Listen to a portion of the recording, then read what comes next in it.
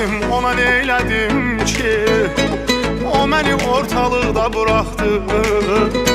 Bəlkə dəyər göz və hardasa, mən onu görmürəm neçə vaxtı. Mən yazıq ona neylədim ki? O məni əllərimi buraxdı.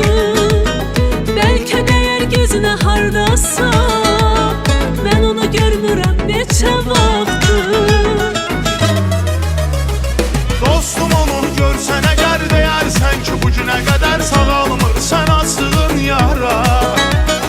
Məni də ayrılıq incidir, bizim dərdimiz eynidir, salam bütün unudulanlara. Dostum onu görsən əgər deyərsən ki, bu günə qədər sağalmırsan açdığın yara.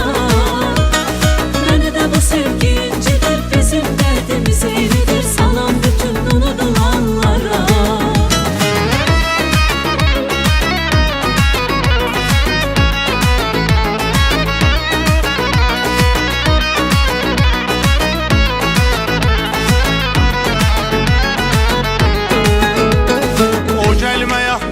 Düşünsə, tələsik yollarına baxardım.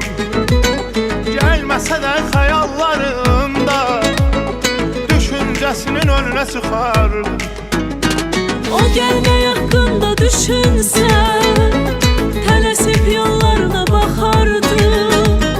Gəlməsə də xəyallarımda düşüncəsinin önünə çıxardım. Dostum onu görsən əgər deyərsən ki, bu günə qədər sağalmırsan açdığın yara. Məni də ayrılıq incidir, bizim dərdimiz eynidir, salam bütün unudulanlara. Dostum onu görsən əgər deyərsən ki, bu günə qədər sağalmırsan açdığın yara. Məni də bu sevgi incidir, bizim dərdimiz eynidir, salam bütün unudulanlara. Görsən əgər deyərsən ki, bu günə qədər sağalmırsan açdığın yara. Məni də ayrılıq incidir, bizim dərdimiz eynidir, salam bütün unudulanlara.